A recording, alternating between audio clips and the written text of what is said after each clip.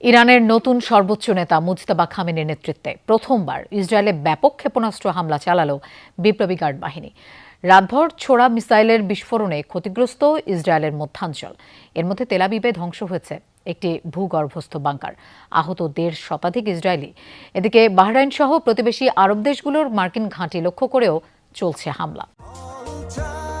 স্বাস্থ্যকর all time cake, সব সময় অল টাইম হেলদি লাইফ।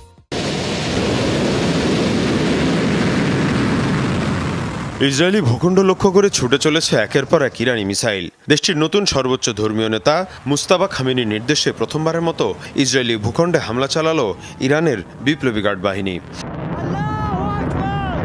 এসব মিসাইলের লক্ষ্য ছিল তেল আবিব সহ ইসরায়েলের মধ্যাঞ্চলের বিভিন্ন এলাকা। এসব স্থানে সফল আঘাত হানে ক্ষেপণাস্ত্র। এর মধ্যে তেল আবিবে থাকা ইসরায়েলি বাহিনীর ঘাঁটিতে আঘাত হানে কয়েকটি মিসাইল। তবে সবচেয়ে বেশি ক্ষয়ক্ষতি হয়েছে আবাসিক এলাকায়। এসব আবাসিক এলাকায় আকাশ প্রতিরক্ষা ব্যবস্থা মোতায়েন করে রাখে আইডিএফ। ইরানি মিসাইলে ধ্বংস হয়েছে ভূগর্ভস্থ বাংকার। বলা হচ্ছে ইরানের হামলায় এটি এখন পর্যন্ত ইসরায়েলের সবচেয়ে বড় ক্ষয়ক্ষতি। যুদ্ধ শুরুর পর এখন পর্যন্ত ১৩ ইসরায়েলি নিহতের খবর মিলেছে। ২৪ ঘন্টায় আহত ১৫০ শতাধিক। হামলা চালানো হয় আরব আমিরাতের ভূখণ্ডেও। ইরানি ড্রোন ধ্বংসের ফুটেজ প্রকাশ করে আবুধাবি। এছাড়াও হামলা চালানো হয় কুয়েতের মার্কিন ঘাঁটিতেও।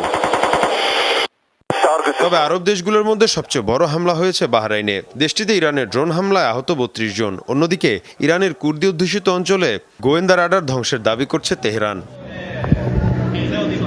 এদিকে সৌদি আরবের মার্কিন ঘাঁটিতে ইরানের হামলায় আরও ১ সেনার মৃত্যু হয়েছে।